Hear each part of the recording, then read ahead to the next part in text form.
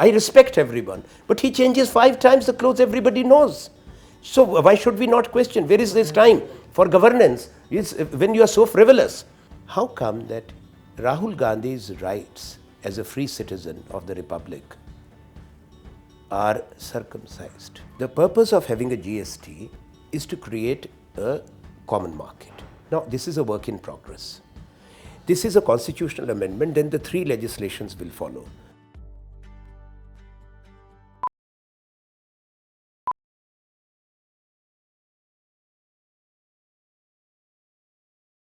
What do you think of the policy of the Prime Minister of visiting countries so frequently outside of India?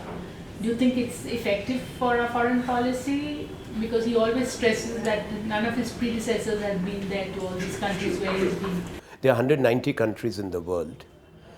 Like you have Samoa, you have Fiji, you have Seychelles, Prime Minister has been there.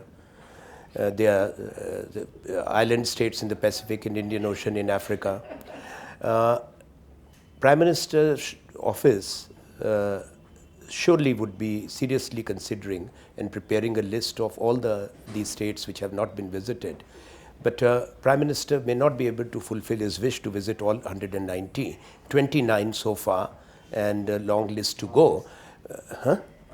Long list to go, because he has to go back to Mongolia to look after the horse which was presented. These are the facts. Now the point is that foreign policy is serious issue. It is not making a cup of tea for Obama and chai pe charcha and calling him Barack Barack. It is not that you go to Tokyo and thinking that it will be music to the ears of Shinzo Abe, that you comment on expansionism, you comment on South China Sea, issue which is very, very sensitive. We have been very carefully worded in our statements when it comes to these issues, because we are part of the East Asia Summit. But we did not offend for one visit, hoping that, I'll say they will be very happy. The people are astute. When you come back from Japan, the message had gone to Beijing. You come to India and you are there in Ahmedabad. Xi Jinping is there. And you are on a swing with him on the Sabarmati waterfront. And 5,000 PLA troops entered India. Now that was a message. And where Xi Jinping came from, where did he go to?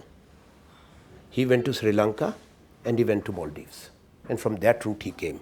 And then gave a message to the region. Now, you did that. You did not earn either China support, because you cannot. We have a complex relationship with China. What happened with Japan then? Now, let me take you beyond that. When President Obama came, there was a joint declaration. Why the separate statement was made? So if you are creating these troubles and conflicts, I have 2 issues to tell you.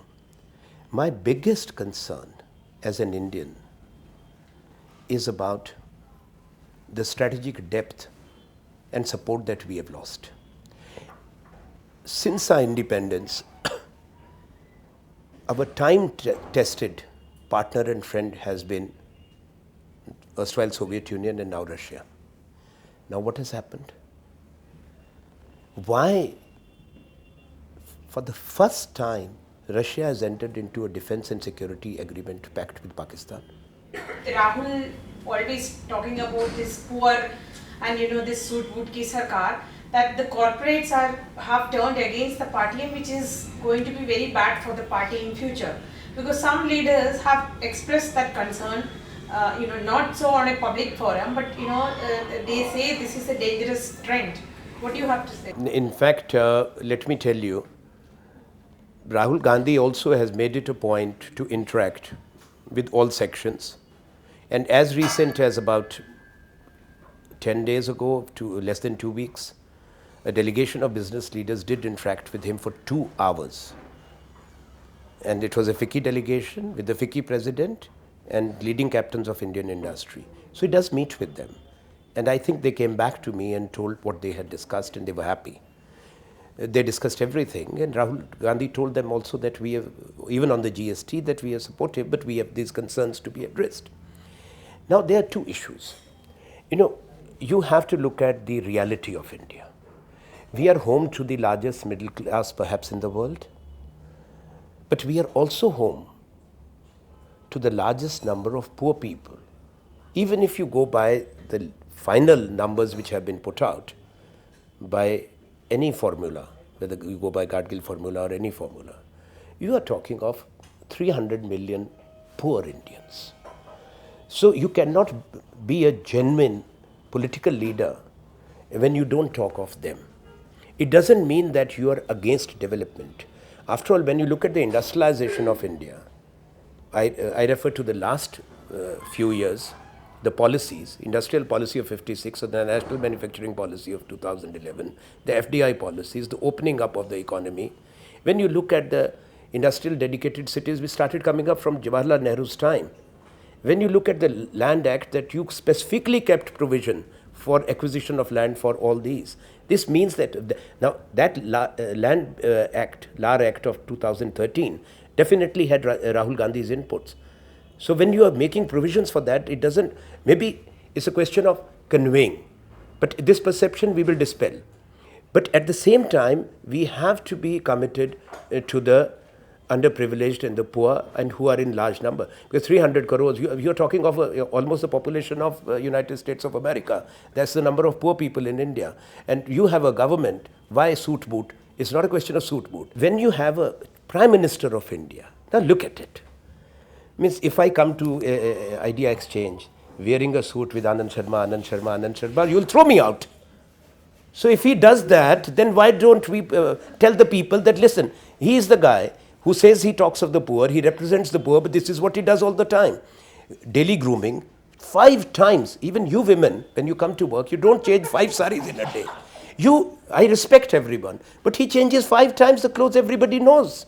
So why should we not question? Where is this time for governance? When you are so frivolous, you are only looking at, means it's not going to make him look better, whatever he looks. I can't change my appearance by changing clothes and writing my name on it.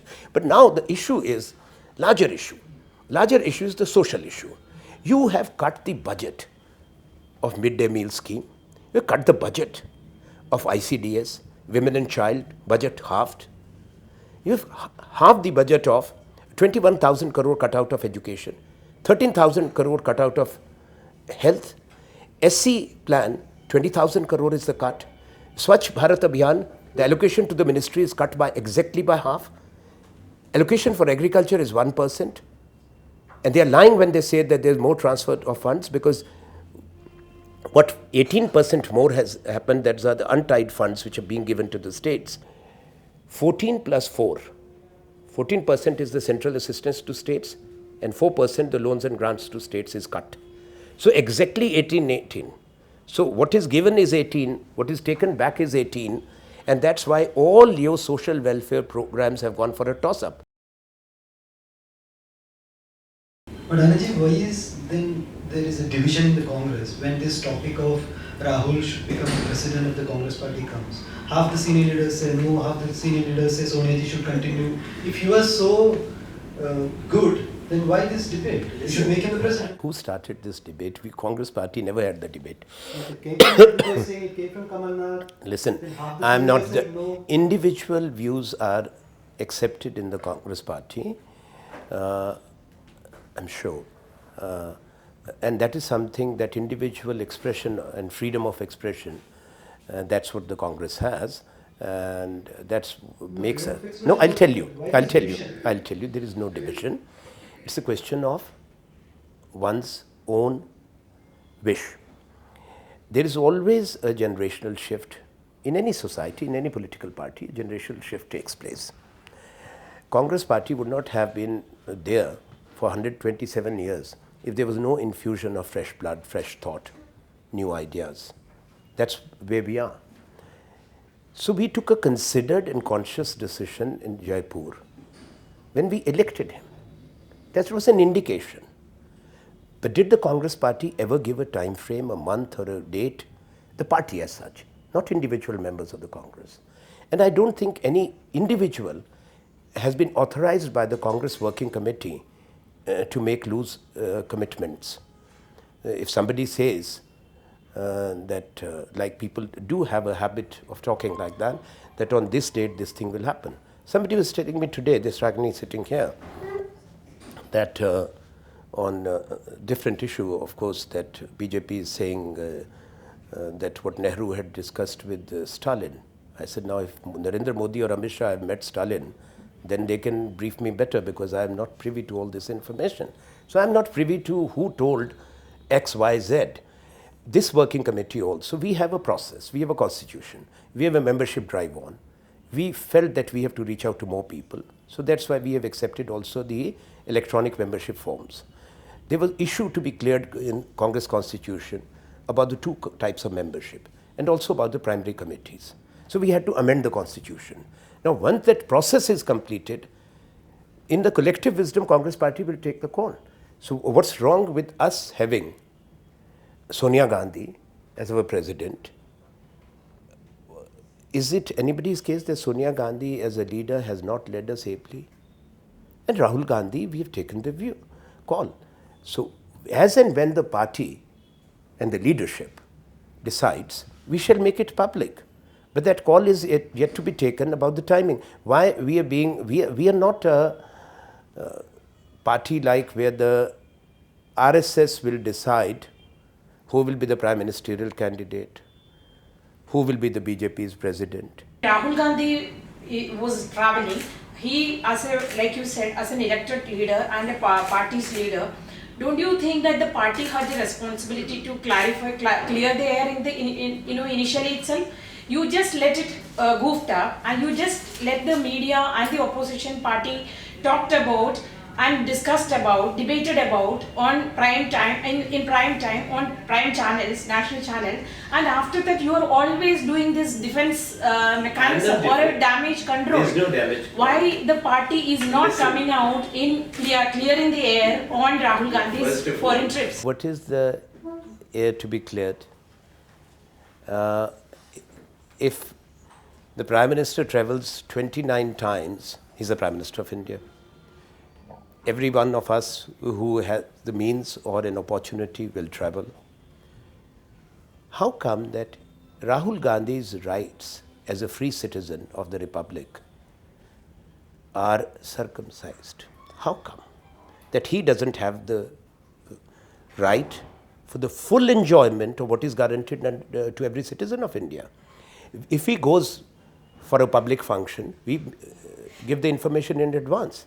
Suppose if Rahul Gandhi wants to go and eat in a restaurant in New York on his trip abroad, is the Congress party supposed to give it out to the media and along with the menu and what he's going to eat and what the kitchen has prepared? It's going too much. There's also something called right to privacy. And that right to privacy cannot be brutally assaulted on an hourly basis. Prime TV channels or no channels, Article 19 is very clear. When it comes to this, it is the freedom of the individual which is far superior to the right of free expression. So we have to respect that. So what wrong has been committed for which damage control has to be there? Has he committed an offense? Frankly speaking, the Congress party doesn't ask, and I think we have no time to bother, that who is Amit Shah, what does he do, where does he travel? We actually don't keep a tab. But they are obsessed, what is Rahul Gandhi doing? And then they say Rahul Gandhi is not effective. Now, you have a prime minister, he's the face. Rahul Gandhi is not the face when it comes to Bihar election. Am I right? Nitish is the declared chief ministerial candidate. Lalu Yadav is there. Congress president is there. Rahul is there. And others are there, those who are going to campaign. But in case of BJP, it's only one poster, face, Narendra Modi's. Means he's, everywhere he says, you vote for me. And that's why after that the disaster follows, as is happening in Maharashtra and Haryana. Because people believe that he's going to be there. Now he cannot be, you cannot have a clone of Narendra Modi in every state capital sitting as the chief minister. But why is he gone? United Nations General Assembly, it's not mandatory. Dr. Manmohan Singh went twice in his 10 years. His foreign minister is already there. Only a statement has to be read. What else is there? It's not that there is a lineup there of all the heads of states and governments. GST bill to be passed in the next session. Now it comes to GST. There are certain compromises that have been made where we have valid concerns. It's a constitutional amendment bill. And there are international thresholds or benchmarks. The purpose of having a GST is to create a common market. Now, this is a work in progress. This is a constitutional amendment, then the three legislations will follow. A central GST, a state GST, and an IGST if the government, which we are opposing, retains this 1% cascading transaction tax. Now, my question, counter question is that should we, just for the sake of it, allow a bill which has been diluted to such extent that without our concerns being taken on board, we are for GST. We are the original authors. We want a GST. We want a genuine common market in India which brings down the transaction costs and makes our manufacturing products and exports globally competitive. Now, if you keep diesel and petrol out, if from one state to another state you are paying different rates for diesel, how can you call it a common market? This is the biggest multiplier. What is the justification to keep electricity out? Whom are we obliging then to keep alcohol out and tobacco out? Once no state will have revenue loss, then include everything. Nobody should think that GST delay has hurt your economy in any manner. Let me be very clear. If it had, then India's economy, which is being commented and celebrated by economists, would not have quadrupled in 10 years between 2004 and 2014. That's a fact. The Congress largely replicating what the BJP had been doing when it was in the opposition. Criticizing the government, criticizing the Prime Minister, obstructing Parliament, holding up legislations. By doing this, do you think Congress hopes to rebound and revive by doing this negative kind of politics? I don't think we believe in negative politics. We were left with no option. Had the Prime Minister responded even once, come to the House, like if we listen to the External Affairs Minister, if we listen to the Finance Minister in Rajya Sabha, we listen to the Home Minister, surely we would have listened to the Prime Minister and asked him questions. But he refused to come. He didn't come at all. That shows his disrespect for parliamentary democracy. Now, we cannot be equated with the BJP. It's unfortunate what happened in the last session. But when you have a government which does not believe in consensus or constructive cooperation with the government, a Prime Minister who believes in confrontation, now how can you have a parliamentary system function? It's unfair to blame the opposition. The primary responsibility for parliamentary functioning rests with the Prime Minister and his cabinet. And they have to manage that. We did that by reaching out. They did not respond. In their case, they didn't even reach out. That is the difference. Prime Minister went for the all-party meeting for 7 minutes, the first all-party meeting. And the second all-party meeting, which was convened by the Speaker to break the logjam, the Prime Minister did not go.